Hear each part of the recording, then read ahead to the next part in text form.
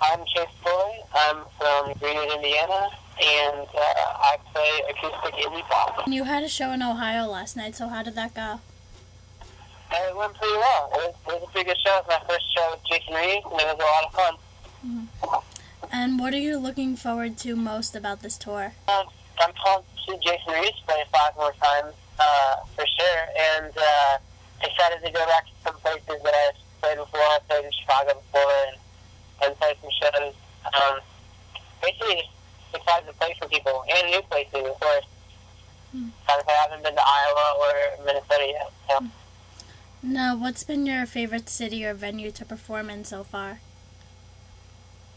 The very first tour I was on last summer, we went to Chicago and played a place called Reggie's. That was really nice. I liked it. We had this cool, loft thing above the stage where you can hang out. It's pretty neat. And what would you say is, your favorite part about touring? There's so many things I love. I love playing hotels, and I love traveling, and just that. I mean, it's really the best thing is just getting to play my music for people, outside of my house or whatever. Now, do you ever get some downtime to actually travel and go through the cities? Do I have any downtime to what? Downtime to just visit and go through all the cities? Not a whole lot. We don't drive at night, so we being me and my mom, who's my tour manager or whatever right now, we stay at his house and then we drive during the day, but if it's a shorter distance, we have some time to chill out or whatever, but a lot of times it's just sleep, drive, play kind of thing. Now, how would you describe your show? What can people expect from one of your shows? I'm sorry, I'm in the car. You're cutting out a little bit. You say, how would I describe my show? Yeah. It's like a really laid back atmosphere. It's kind of just like if I was in your, living room or apartment or whatever, and just sitting on your couch playing, and a bunch of people are there, and people sing along, which is great, and it's just kind of about the songs. It's not as much as because I play some singer-songwriter acoustic type stuff. It's not really a big show with a disco ball and lasers and fog machines and stuff, but it's really about the songs and sharing that with everyone about what these different songs mean to all these different people. Now, how do you try to connect with the fans when you're performing on stage? Can you do that? I'm sorry. How do you try to connect with the audience when you're on stage? I mean, for me, it's I try to normally at least kill one or two of the songs, kind of, tell the story behind the song. And the cool thing about, one of the cool things about my songs as a unit is that they really tell a narrative. It's not the past years of my life and I've been doing all this different stuff or whatever. It's these are songs I wrote in the past year, and I've had this girlfriend for that long now, and so all these songs are about her, and these are all they all relate, and they make all these songs are just part of a bigger story that I think it's easier to tell when I'm on stage, and I get to give a little bit of background on the songs and stuff.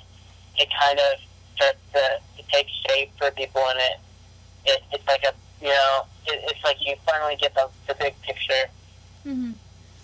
And you have an album coming out June 1st, so what can you tell us about it? It's my first major label release, and the first CD actually recorded in a studio. The studio is near my house. Really fun to work with and really laid back. I self-produced and wrote all the songs on it, and it's got a duet with Colbie Caillat. And it's going to be it'll be fun to see how people react to it. It's like the next step in my musical journey, if you will. I took what I love about indie music and I took what I love about pop music and tried to make a record that really encompassed all of that. Now, was the recording process more stressful or more fun? When working at home, Yeah. it was, I don't know how to say it was really either. It's different. And in a way, I guess it was more fun. It was really cool to be able to be in the studio and really work as a producer, because I was working with other musicians, string musicians, and a drummer and a bass player and stuff like that. Mm-hmm. It was really cool to be able to sit back and kind of like poke the song along and get what it needed from those players and that kind of stuff, but not always be the one. You know, when I'm at home, I'm always, you know, I'm engineering and I'm producing and I'm playing stuff, so it's, you know, to be able to sit back and do one job and really focus on that, I really enjoyed getting to do that. And the studio that I recorded in, I know the engineer who works there and stuff, and so it was really laid back, and it was just, it was a blast working there. So, not stressful at all, really. It was just, I mean, because it was really kind of like I could work at my own pace, and because I was producing, there was no one, you know, saying, you need to do this, you need to do that. It was, I really had control over what was going on, which I really enjoyed. And you mentioned the duet with Colbie Caillat, so what was that like? That was absolutely awesome. I had this song, and I really felt, you know, I had been working in my mind this idea of maybe having it as a duet, and just kind of toying around with who might, you know, be the person who would sing the other part. And from the very beginning, I thought Colbie Caillat would just, I thought her voice would be amazing on it. I love her voice. And then I happened to just end up with the same label as her, and, you know, when people spoke the strings, and she came in, and we recorded it, and working with her was a total breeze. She's totally laid back and the nicest girl you'll ever meet, and it was just great working with her. So everything happened to really fall into place for you with that? I'm sorry, what did you say? It's alright. I just said that everything happened to fall into place for that time. Yeah, it was one of those things where it was weird, because even before I was talking with the label that I'm on now, which is Universal Republic, and it's the same label as her, I had thought of her voice for the song, and then, you know, I ended up talking with the label, and then now I'm on Universal Republic, and it was just all, you know, yeah, it was almost like magical how all the pieces kind of fell into place to make it happen.